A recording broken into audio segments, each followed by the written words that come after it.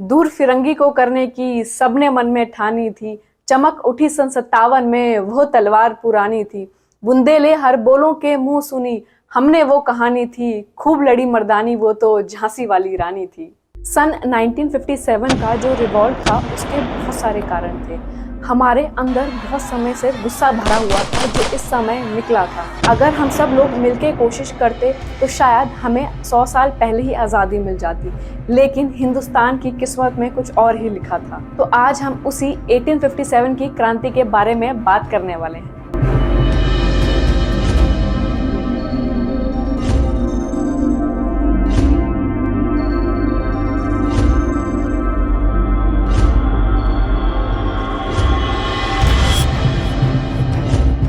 तो आज हम जानेंगे कि उस क्रांति के पीछे के क्या क्या कारण थे। तो सबसे पहले आता है मिलिट्री कॉज। जो मिलिट्री थी उसमें इंडियंस भी होते थे और ब्रिटिशर्स भी होते थे, लेकिन सिर्फ इंडियंस को ये कहा जाता था कि वो विदेश जाएं और वहां जाके लड़ें। लेकिन इंडियंस की माइथोलॉजी के अकॉर्डिंग हिंदूज का ये बिलीव था कि वो सी क्रॉस नहीं करना चाहते थे, क्योंकि ये उनका एक रिलीजन कॉज बन जाता था। और वो जो सैलरी थी उसमें भी काफी ज्यादा भेदभाव करते थे इंडियंस और ब्रिटिशर्स को लेके। और अगर बात सैलरी की हो ही रही है तो यहाँ पे जो रैंक्स थे उसको लेकर भी बहुत ज्यादा भेदभाव देखा जाता था। इसके बाद आता है political cause. Doctrine of lapse मतलब कि हड़प नीति, ये लॉर्ड डलहौजी ने चलाई थी। इसमें क्या था, जैसे कि कोई अपनी पीढ़ी का आखिरी किंग था, उसकी कोई संतान नहीं है, उसके बाद उसका जितना भी राज्य है वो अंग्रेजों के पास चला जाएगा। लेकिन अगर उसने कोई बच्चा अडॉप्ट किया हुआ है तो उसको पेंशन मिला करेगी, लेकिन वो किंग नहीं कहलाएगा। और उसका ही एक उदाहरण है नाना साहेब। इनके साथ कुछ ऐसा ही हुआ था। अवध में भी कुछ ऐसा ही हुआ था, जो कि बेगम हजरत महल के अंडर आता था।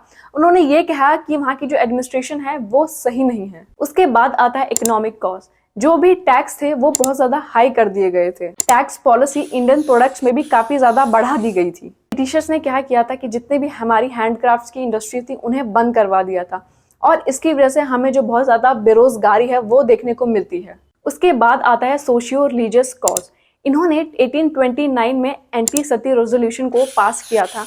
इन्होंने इसमें ऐसा कहा था कि अब जो सती सिस्टम है इसे खत्म कर देना चाहिए। इस सिस्टम को खत्म करने के लिए लॉर्ड विलियम बेंटेक और राजा राम मोहन रॉय जी का बहुत बड़ा हाथ था। फिर इन्होंने विडो रीमैरिज एक्ट लेके आए। इनका इसमें यह कहना था कि जो भी विधवा लेडीज थी उनकी वापस से शादी करवाओ। और रेशियल डिस्क्रिमिनेशन भी देखने को काफी मिलता था। ये जो कॉज थे ये बहुत पहले से चलते आ रहे थे, लेकिन इसके इमीडिएट 2 कारण बताए जाते हैं। कहा जाता है कि जो ब्रिटिशर्स थे उन्होंने जो बोन डस्ट को वीट के साथ मिलाना शुरू कर दिया था, और ये कहा जाता है कि इन्होंने एनफील्ड राइफल को इंट्रोड्यूस कराया था। इसमें क्या था कि जो इसका कार्टिलेज था उसमें एक लेदर लगा होता था, लेकिन वो जो लेदर था वो या फिर पिग मीट का होता था या फिर बीफ का बना हुआ होता था। फिर बीफ हिंदू धर्म के लिए और पिग मीट मुस्लिम धर्म के लिए बहुत बड़ा कारण बन गया था। उसके बाद 29 मार्च 1857 में मंगल पांडे, जो कि 34 नेटिव इन्फेंट्री में थे, उन्होंने ये बंदूक इस्तेमाल करने से मना कर दिया। और फिर वहां से ये रिवॉल्ट शुरू होता है, जो कि धीरे धीरे यूपी और मेरठ में फैलता है। फिर इन्होंने 2 ऑफिसर्स को मारा, ह्यूगसन और बोग, और इन्होंने मई 10 में ये तय किया कि ये इस रिवॉल्ट को शुरू करेंगे, और ये शुरू भी किया जाता है। फिर धीरे धीरे ये रिवॉल्ट दिल्ली और इंडिया भर में शुरू होता है। फिर 11 मई को ये बहादुर शाह जफर के पास जाते हैं और उन्हें कहते हैं एम्परर ऑफ इंडिया। लोगों ने बहादुर शाह जफर को उकसाना शुरू किया और ये लोग उन्हें कहते हैं कि ब्रिटिशर्स ने डॉक्ट्राइन ऑफ लैप्स, हड़प नीति चलाई हुई है। मतलब तुम्हारे बाद जो भी किंग होगा वो किंग नहीं कहलाएगा, उसे प्रिंस कहा जाएगा और उसे पेंशन दी जाएगी।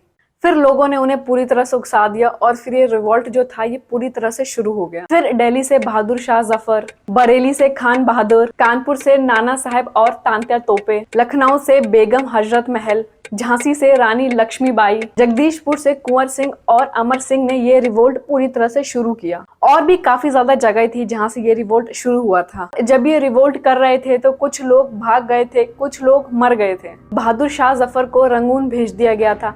नाना साहेब और बेगम हजरत महल नेपाल भाग गए थे। रानी झांसी जी पूरी तरह से लड़ी थी और उसमें शहीद हो गई थी। लेकिन जो तांते तोपे थे उन्हें पकड़ लिया गया था और बाद में उन्हें फांसी दे दी गई थी। Thank you.